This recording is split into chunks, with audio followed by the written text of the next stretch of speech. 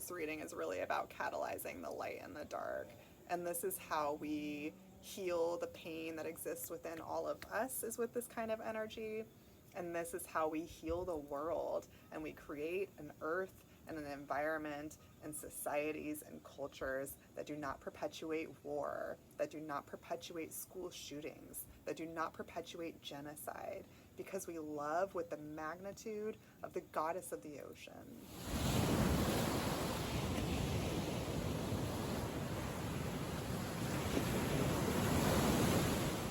Hello, beautiful people. It is a small miracle that it is still so quiet in this area. Usually there are children and music and people hanging out on the street right next door, so I didn't expect to be filming this, but the atmosphere was right. How can I not share this beautiful vision behind me with you? And so here we are. My life is swirling with all kinds of magic these days. I want to share a little bit of that with you in this video. We're going to get a peek into some sort of wisdom using tarot cards. So this is not a time-sensitive message. The messages that we are going to receive through this reading are permanent, forever, for always. Guidance from nature, the wisdom of the universe. Whenever it finds us, whenever it reaches us, whenever it touches us, that's the right time for us to hear it. So regardless of when you're listening to this, this is a message that is relevant for you. I'm using the main deck I've been working with, Mystical Goddess Tarot. This beautiful nature scene behind me is Cabarete in the Dominican Republic. It's a city I've been staying in a few days now. I was actually supposed to be back home in Kansas by now, but COVID had a different plan for me. Miraculously, I've healed right away, but I'm still honoring the quarantine guidelines and not traveling until it's time.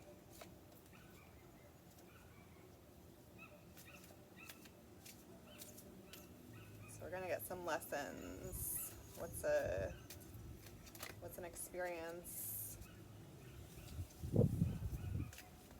What's a theme? What's a focus for us right now that we're moving through and in? And what is that bringing to us? Where are we going with this lesson? This one. Okay, I don't want to move my camera, so I'm just going to show you. We have got 3 beautiful cards here with us. This one is representing the past of this lesson. This one is representing where we're at right now in this lesson. This is representing the future of this lesson. So, let's see. I mean, this is some like potent, divine, feminine energy that we have going on here. And these are 3 powerful femmes. Can you hear the music increasing as the night grows closer? These are 3 powerful femmes we're looking at. So I want to check out their stories. Kuan Yin, this is the card that we got representing the past of this issue, this experience. Kuan Yin, the mother of mercy, compassion, and healing, hears the weeping of the world and offers relief from humanity's suffering.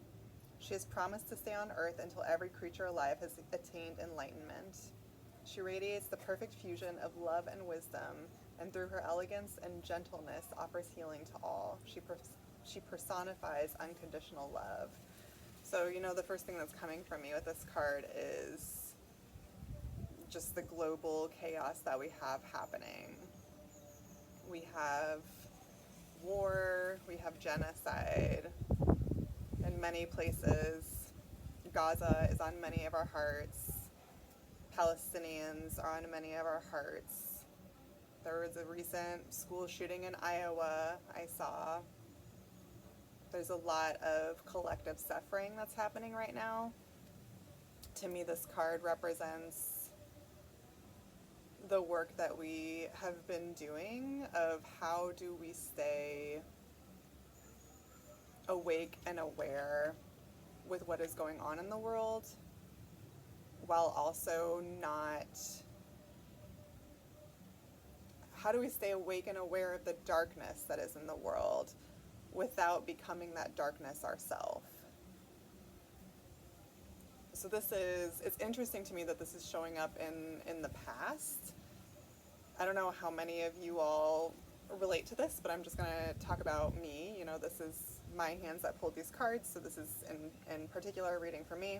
As a social worker, early on in my career, because I knew I was interested in working with child welfare. Okay, and let me let you see my face.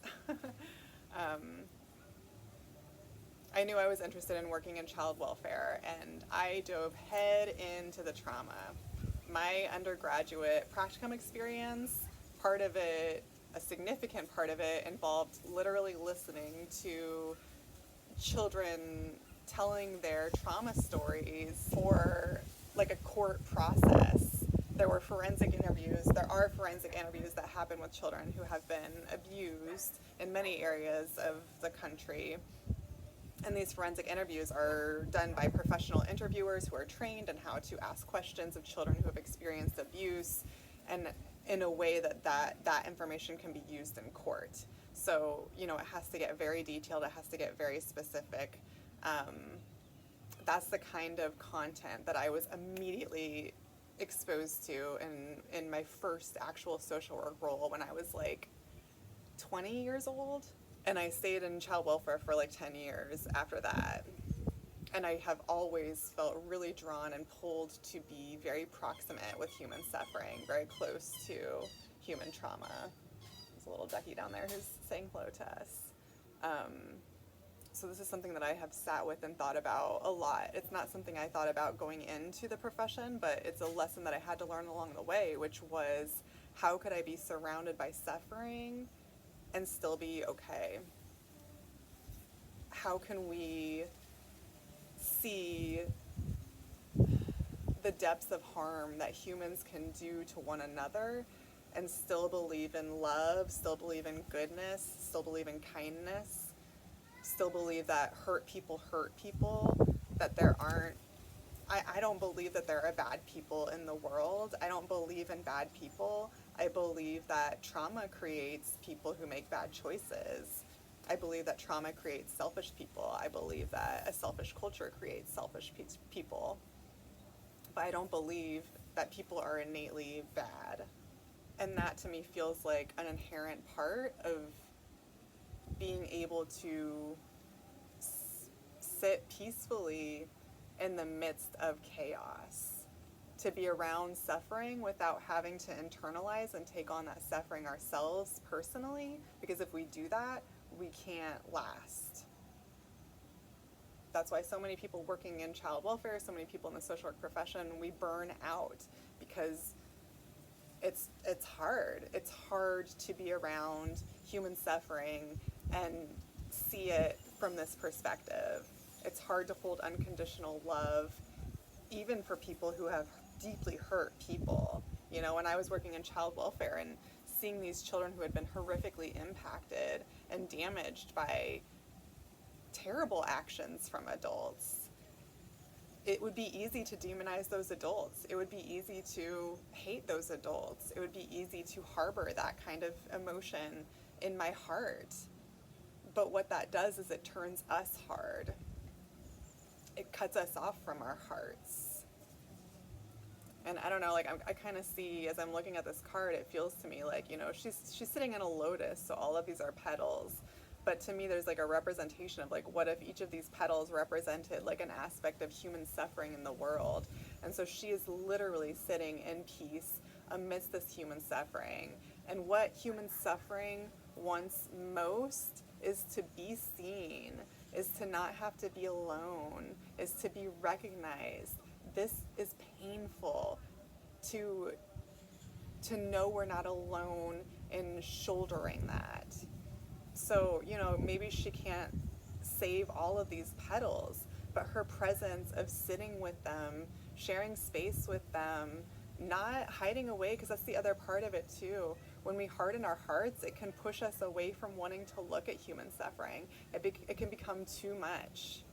I think about my time in California living in a van and seeing massive, massive, massive amounts of homelessness and this like bizarre cognitive dissonance between, you know, there were some areas where there would just be like hundreds of tents and homeless encampments sitting right across the street from ritzy bars and fancy restaurants and people dining on the patio facing this like huge homeless population just like drinking their wine and eating their appetizers and like looking around and talking like it's nothing, you know. There's a disconnection that we can have too when we don't know what to do and we don't know how to contextualize the human suffering that we're a witness to. So whatever the main culminating theme of this reading is going to be, this is like a foundational piece of that. This is a foundational piece of that. It's like how can we be the calm in the storm? How can we not contribute? How can we not add darkness to darkness? How can we not contribute chaos to chaos? How can we sit with human suffering without becoming part of the human suffering?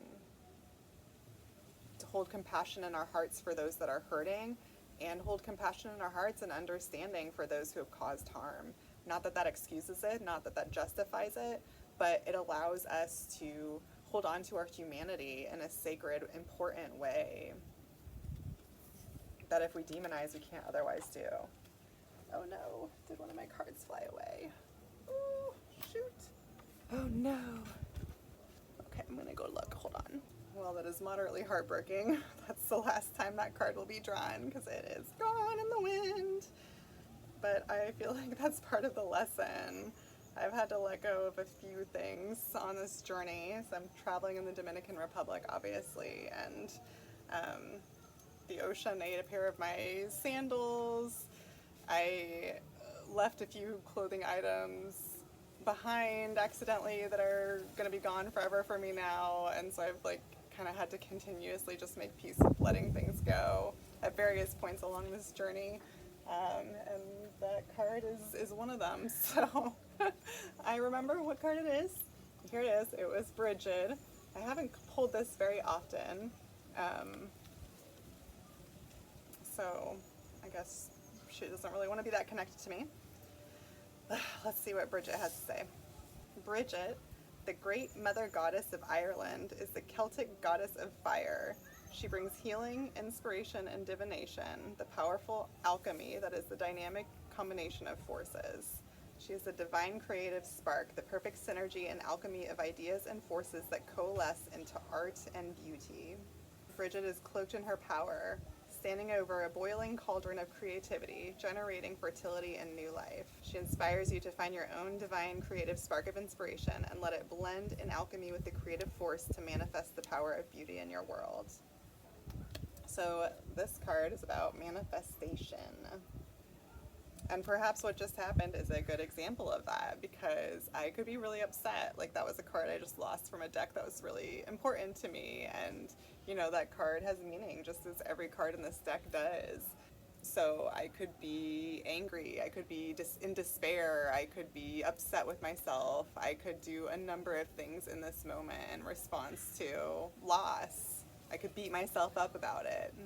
Should I choose to take those actions? What am I creating more of in the world? What kind of an experience am I creating for myself? Instead, I'm in radical acceptance. No matter how I feel about the loss of that card, it's not coming back. I can go like look for it some more. It might be in the water somewhere down there. I don't know. But being upset and having that kind of energy, holding that kind of energy in my body is not going to change the reality of the situation.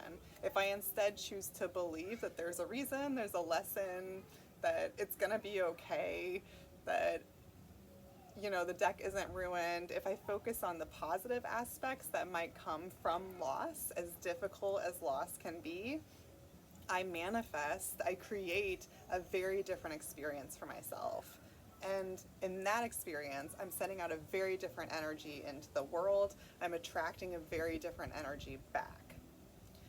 Manifestation is something I want to talk more about because it is something that I have like really just more deeply started to tap into, even though it has been playing a role in my life for the last few years. As soon as I started to take big leaps of faith in support of my spiritual callings and vision, amazing things started to happen in my life.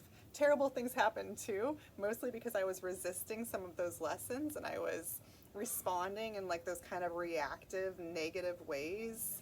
So I was creating more of that in my experience as well for a few years along the way. I'm at a point now of really feeling in tune though with what it means to co-create with the universe the kind of life, the kind of experience, the kind of future that I want for myself and for other people in the world. And it is this very like conscious, intentional process. You know, she is focused. She is balancing these ingredients. She is measuring out what she's going to add of what. It is a conscious, intentional practice. It's something that we often have to teach ourselves because we live in, you know, if you're in the same culture that I am in the United States, we live in a very reactive culture. And it's easy to feel like a victim. It's compelling to feel like a victim.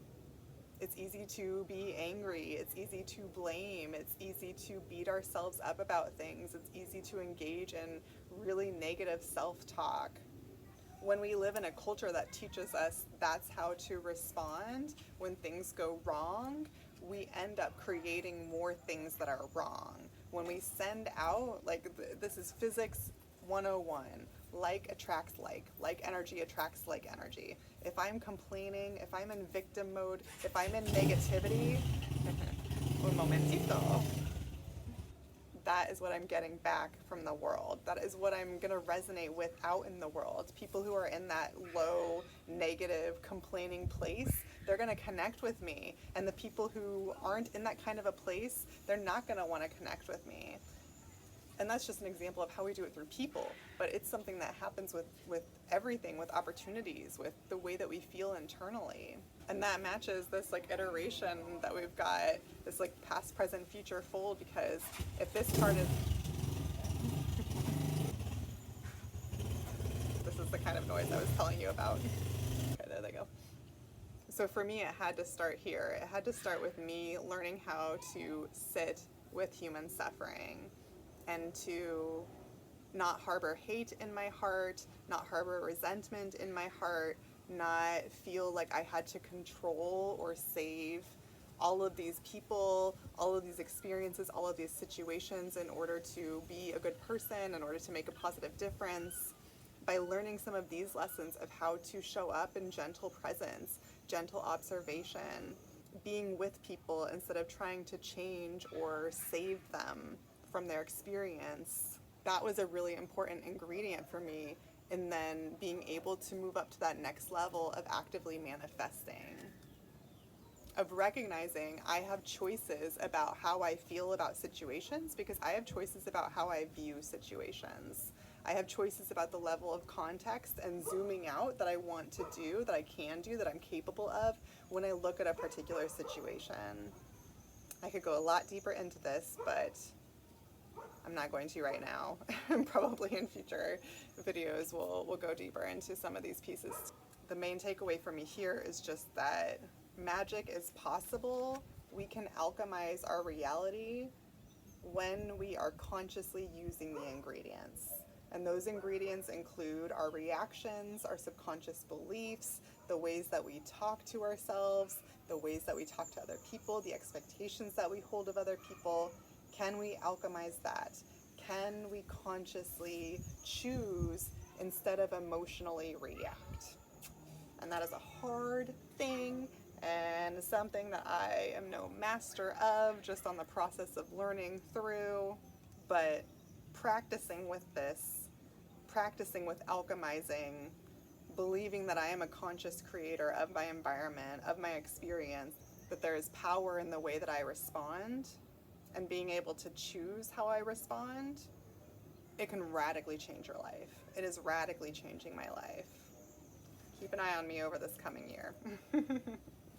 All right, let's see where this is going with the card that we still have. I'm actually really glad. If one of these three cards had to go, Bridget is the card that I pull the least. I pull Kuan Yin often. I pull Yamaya all the time. You can see it's like a little worn on the edges. I don't know why. Some of these cards in this deck I've like never pulled, and some of them I pull all the time. Well, I do know why. It's a synchronicity. It's an energetic thing, but I use these tattered here too. Okay, so here is Yamaya. What a beautiful card, right? I just interacted with somebody named Yamaya today too. How curious is that? Let me tell you about Yamaya. Yamaya, Brazilian Caribbean goddess of intuition and prophecy, is the ruler of the seas and lakes and the mother of all. She is the ultimate female power, the soother of heart troubles, carrying deep, unknowable power. She is contemplation and divine introspection, and as a Virgo, complete and whole unto herself. Oh, I already am like I'm in the Caribbean, pulling this card right now. Just interacted with somebody named Yamaya today, even commented on what a powerful name she had, because I'm aware that it's, you know, the name of a ancient goddess. And this is, again, the culmination of those two other cards we just looked at.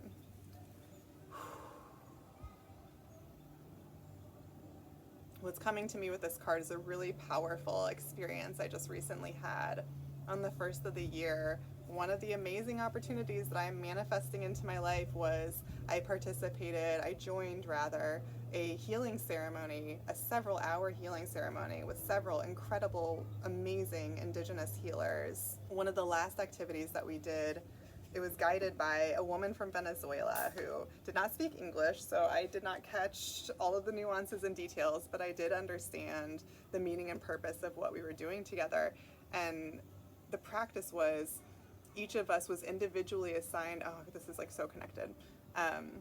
Each of us, all of us who were still present at this ceremony, each individually were assigned by this woman, this Venezuelan healer, a different aspect of human suffering to feel, to sit with, to process, and to speak for to the group. It was designed as a way to address that wound and that healing need within us individually, but then also do some of that healing for the collective.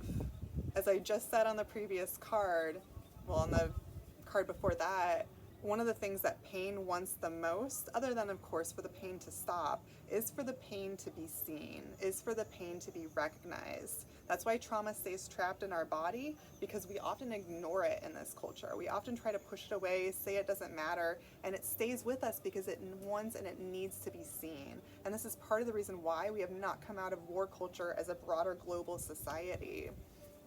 And in this practice, we were all there to see and feel those individual aspects of human suffering.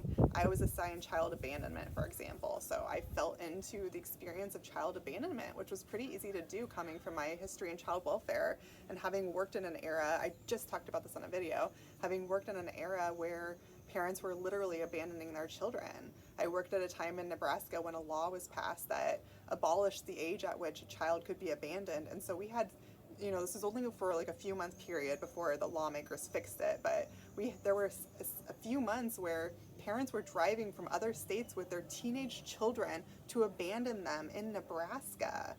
So feeling that pain was very real for me because I saw the faces of children who had that experience. And I too have some abandonment wounds, as many of us do. And so to be able to sit with that and then give words to that in this group space and tell the people, here's what this wound needs. And that was what I said to the group. It wants to be seen. Children who are abandoned, like that's what they need. They want to be seen. They want to be known. They want to know that they matter. And this woman, this Venezuelan woman, she played the role. She played the Yamaya role. We're like losing the light, so you can't see it quite as well anymore. But she played the role of this beautiful, loving, giving Earth Mother. She even told us, like, I am the Earth Mother, again, all in Spanish.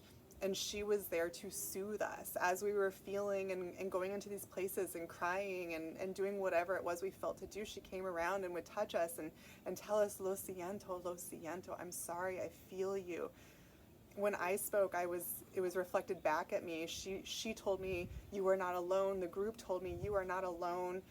You know, she played this role of all compassionate, peaceful mother who can hold all of the hurt in the world, all of the pain in the world, and wrap it in love, because that's what mothers are supposed to do, right? Like, they're supposed to wrap it in love, regardless of what the owie is, regardless of what's happened. That's what that mother love, that's what that feminine energy can offer, is to wrap it in love. I think I want to read the full card on it, or the full description on this one. I'm like, can I show you any? You can't really see it at all anymore. Oh, I can turn a light on. Hold on.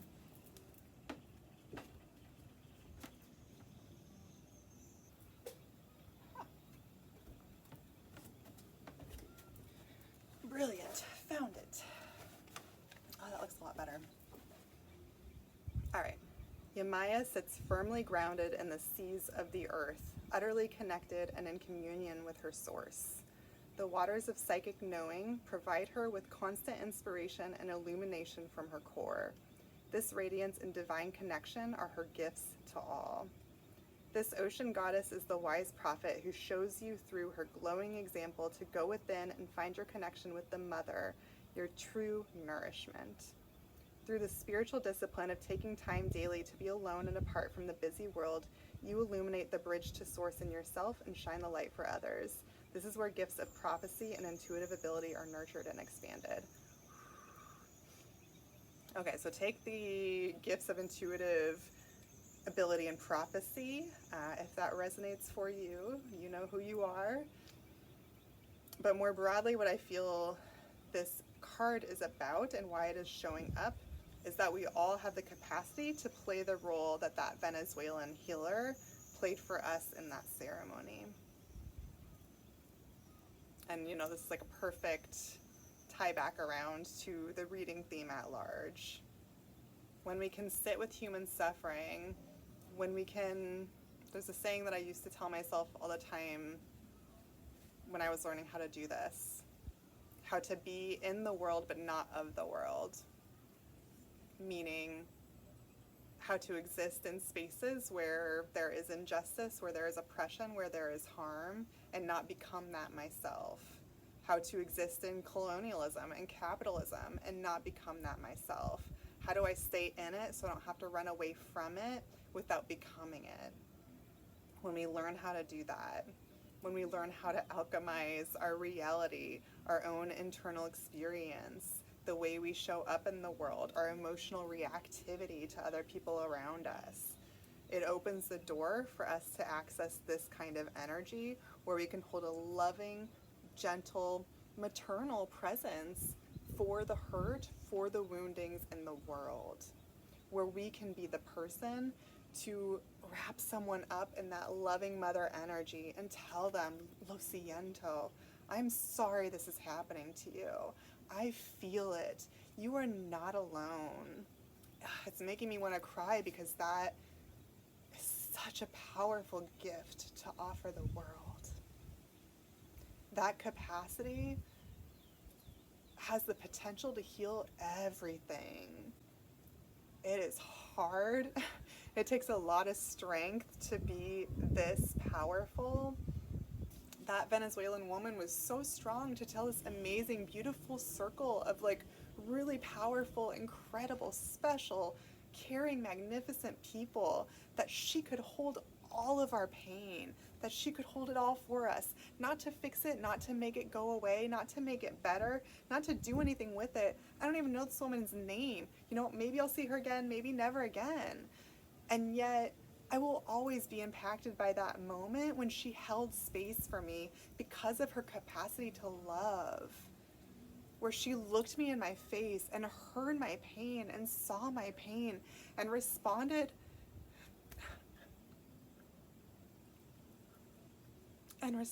with the most beautiful, unconditional love that I could ever imagine. And it's an energy. We were speaking different languages. I did have a translator in my ear for the part where she was talking directly to my pain, but Again, the rest, it was mostly what I was feeling from her, and I could feel it from her. We didn't even have to speak the same language because there's an energy we can communicate when we can hold that level of care and compassion for one another. And I know this reading is happening, and I know I pulled this card because this is the journey that I am upon. How do I love myself enough? How do I love the pain in the world enough? How do I love the hurt people who hurt people enough to access the level of wisdom and depth and the magnitude of impact that is possible with Yamaya? Oh, this is an emotional one. I wasn't fully expecting that. But that's so beautiful, and